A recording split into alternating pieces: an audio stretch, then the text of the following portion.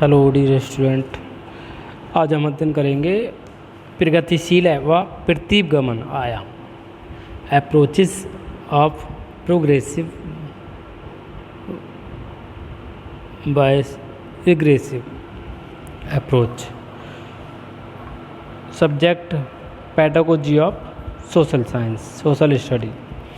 तो सामाजिक विज्ञान में ये जो आयाम है, उपागम हैं, उसके पाठ्यक्रम में क्यों यूज़ किया जाता है, क्या महत्व है इसका, क्या विशेषता है, मतलब उसके बारे में अध्ययन करेंगे। सिद्धांत क्या है इसके।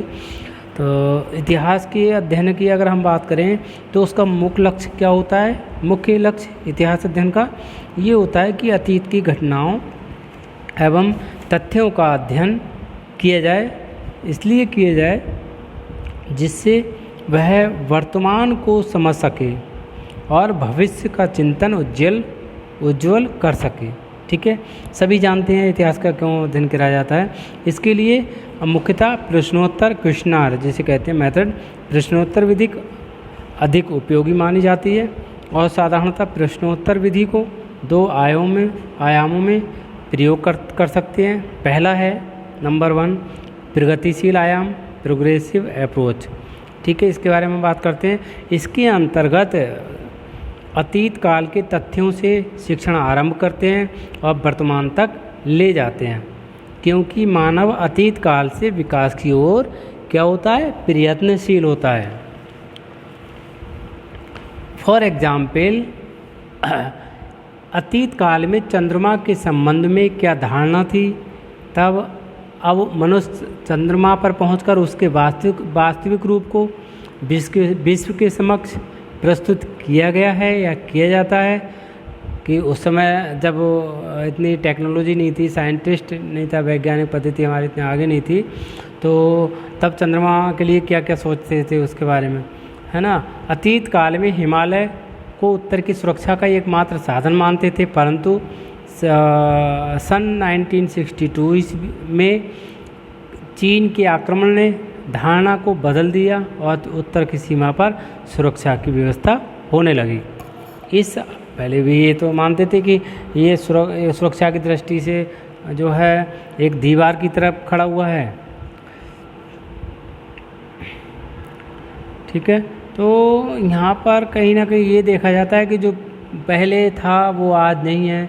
कहीं ना कहीं हम पहले को उसको लेकर के सीखते हैं, वर्तमान घटनाओं को, अतीत की घटनाओं को वर्तमान की घटनाओं के साथ जोड़ करके उसमें भविष्य का चिंतन किया जाता है। ठीक है, तो इस आयाम में अतीत को मुख्यतः क्या जो पास्ट बोलते हैं उसको, अतीत को मुख्य प्रधानता दी गई है। ठीक है, तो शिक्षण उसके कुछ सिद्धांत हैं। इसमें जो है अज्ञात से ज्ञात की ओर और सूत्र का प्रयोग किया जाता है। अज्ञात से ज्ञात की ओर, पहले हमें पता नहीं है, फिर हमें जानकारी होगी तो इस सूत्र का इसमें प्रयोग किया जाता है, इस फार्मूले का यूज़ किया जाता है। और स्टूडेंट्स को विषय के प्रति रुचि उत्पन्न होती है, क्योंकि अतीत के ज्ञान का वह जीवन में महत्व समझने लगते हैं। इसमें प्रश्नों को कालक्रम में एक प्रगति की ओर व्यवस्थित किया जाता है, जिससे छात्रों में सूझ तथा तर्क शक्ति का, सोच समझने की शक्ति का, निर्णय शक्ति का, से डिसीजन पावर का उसका विकास होता है। अगर हम प्रैक्टिकल की बात करें प्रयोग की, तो इस आयाम का जो प्रयोग है प्राचीन काल में अधिक किया जाता था, परंतु आधुनिक समय में प्रतिगमन आयाम को विशेष महत्व दिया जाता है। यानी जो रिग्रेसिव अप्रोच है उसको ज़्यादा महत्व दिया जाता है। इसके प्रयोग को निम्नलिखित कुछ उदाहरण के रूप में हम प्रस्तुत कर सकते हैं। फॉर एग्जाम्पल, अगर हम बात करें गांधी जी के सिद्धांत के बारे में, तो क्वेश्चनार मेथड्स का यूज किया जाएगा। तो यहाँ टीचर क्वेश्चन करता है, टीचर एक प्रक्रिया चलती है क्वेश्चनार की। तो टीचर बोलता है बौद्ध धर्म के प्रवर्तक कौन थे? स्टूडेंट कहता है गौतम बुद्ध ने बौद्ध धर्म को चलाया या उसके प्रवर्तक थे। फिर टीचर नेक्स्ट क्वेश्चन पूछता है गौतम बुद्ध ने किन सिद्धांतों का उपदेश दिया था? तो छात्र कहता है कि 3 प्रमुख सिद्धांत प्रेम, सत्य और अहिंसा थे।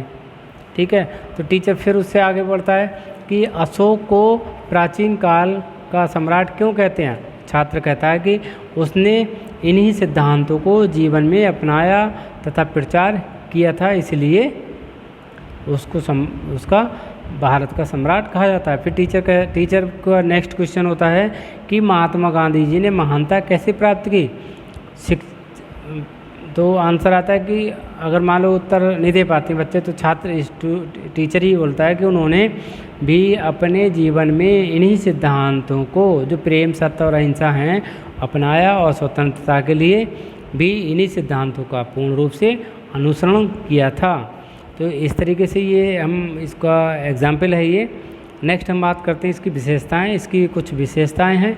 इस विधि का ज्ञान क्रम में दिया जाता है और प्रस्तुतिकरण समग्र रूप में ही होता है, एक सिस्टमेटिक तरीके से। उसमें जो फार्मूला है अज्ञात से ज्ञात की ओर सही उसका यूज़ किया जाता है। और स्टूडेंट्स को सीखने के लिए अभिप्रेरणा भी मिलती है, उनका मोटिवेशन होता है और उनको अतीत की जो घटनाएं हैं, तथ्यों हैं, उनके महत्व को समझने में सहायता मिलती है, उसको समझने लगते हैं। ठीक है, इस आयाम का जो प्रयोग है वो ज्ञान के प्रयोग उद्देश्य पर विशेष बल दिया जाता है। ठीक है, स्टूडेंट्स को भी प्रगति के लिए प्रोत्साहन मिलता है। और इसको कुछ दोष भी हैं। ये इस उपागम के दोष हैं, ये मनोवैज्ञानिक है, क्योंकि नवीन ज्ञान छात्रों के अनुभव से स्थापित करते हुए नहीं दिया जाता है। अतीत की घटनाओं के रटने समझने पर विशेष बल दिया जाता है। इसमें कालक्रम अपेक्षा तथ्यों और घटनाओं को प्रधानता दी जाती है। नेक्स्ट है प्रतीप गमन आयाम, रिग्रेसिव अप्रोच। ये जो अप्रोच होता है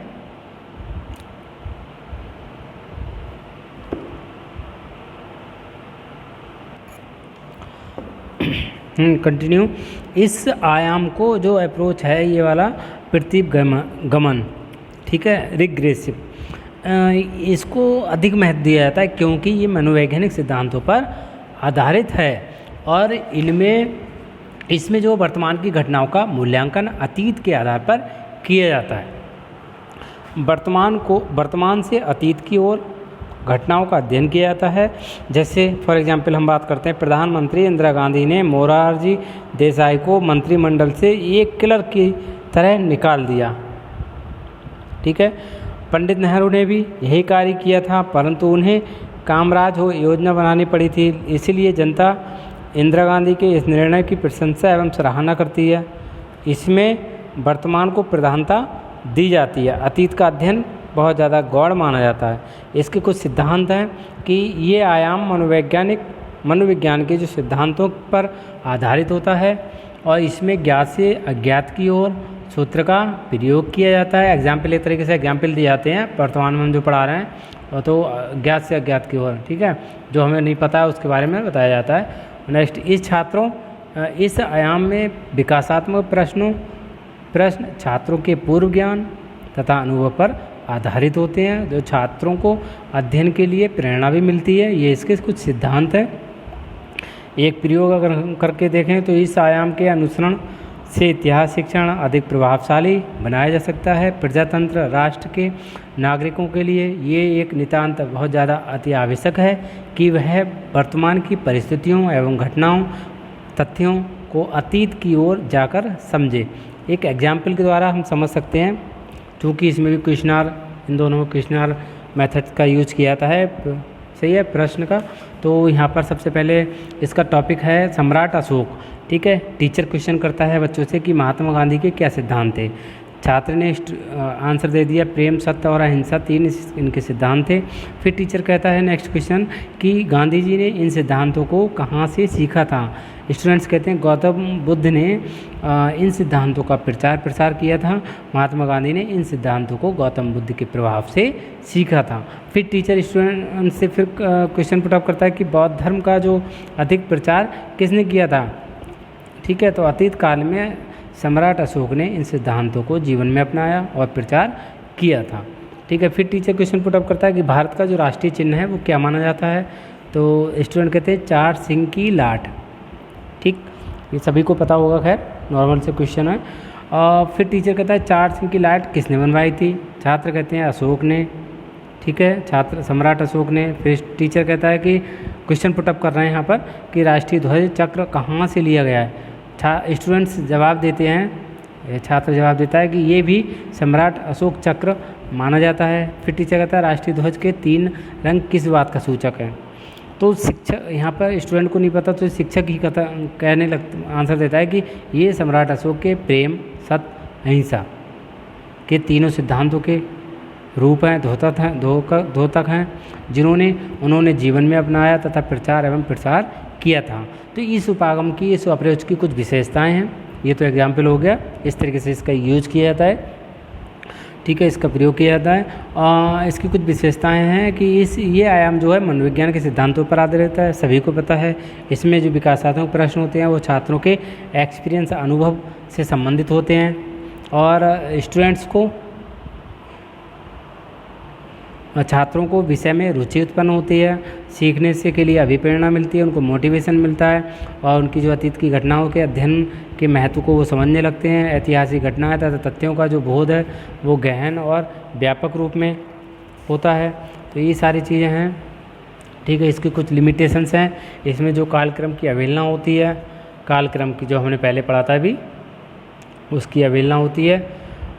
तथ्यों एवं जटिलताओं को प्रधानता दी जाती है। इसमें वर्तमान को समझने के लिए अतीत की उपयोगित घटनाओं का चयन करना पड़ता है, ठीक है, कि जो बच्चों को बताना है आपको अतीत की घटनाएं पहले से ध्यान देना होगा ना, पढ़ना पड़ेगा उसके बारे में, ठीक है। इस आयाम के युग क्रम को भी विशेष महत्व नहीं दिया जाता है।